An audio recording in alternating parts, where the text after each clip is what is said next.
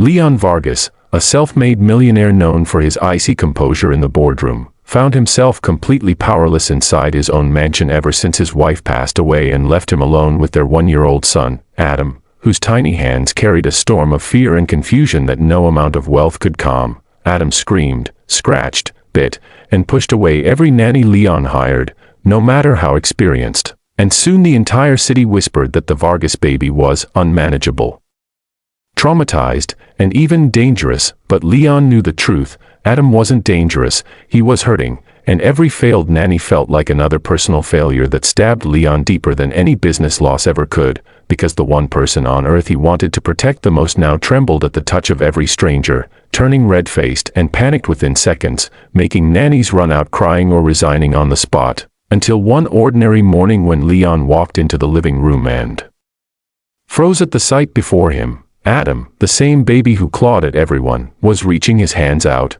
voluntarily, eagerly, with a sparkle he had not shown since his mother was alive, toward Marie, the quiet cleaning lady who had only joined a week earlier and never tried to hold him, only humming softly while sweeping the hallway, her voice gentle and steady like the whisper of a mother's lullaby. And when she turned around in surprise, Adam beamed, stretched out his arms, and let out a small giggle that echoed through the marble floors as if the house itself had been waiting for it, leaving Leon speechless as the child who rejected everyone now nestled easily against Marie's chest as if he'd known her forever. Unsure whether to interrupt or collapse in relief, Leon simply watched as Marie, with calmness unlike any nanny before her, held Adam securely, whispering, "You're safe, sweetheart," in a tone so warm that tears pooled in Leon's eyes, because he had forgotten what it felt like to hear that softness in his home. And as the minutes passed, Adam didn't claw, didn't scream. He played with her shirt collar, tapped her cheek, and even rested his head on her shoulder.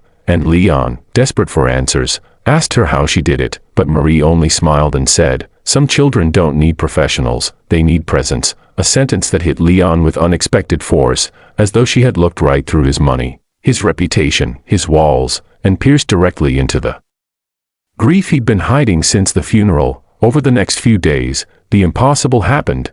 Adam wouldn't eat unless Marie fed him, wouldn't nap unless she hummed the same tune she sang while sweeping, wouldn't smile unless she entered the room. And slowly Leon realized that the little boy wasn't attacking nannies out of misbehavior but out of desperation, terrified of being abandoned again by yet another stranger who came into his life pretending to stay. And Marie, unlike them, never tried to manage him. She simply existed with sincerity, moving gently around him until he came to her on his own.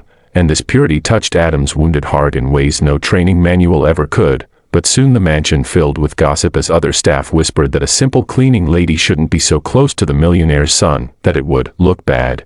And one afternoon the head housekeeper even confronted Leon, warning him that letting Marie act like a nanny would ruin the household order. But Leon, noticing the fear in Adam's eyes whenever Marie stepped out of sight, silenced the criticism and insisted she remain by the baby's side, even if only for a short time each day. Yet Marie herself resisted the idea, insisting she was hired to clean, not to overstep boundaries. But Leon, humbled and desperate, confessed that he had spent a fortune on specialists, behavioral experts, and top-rated caretakers, yet none of them had done for Adam what she did effortlessly without even trying.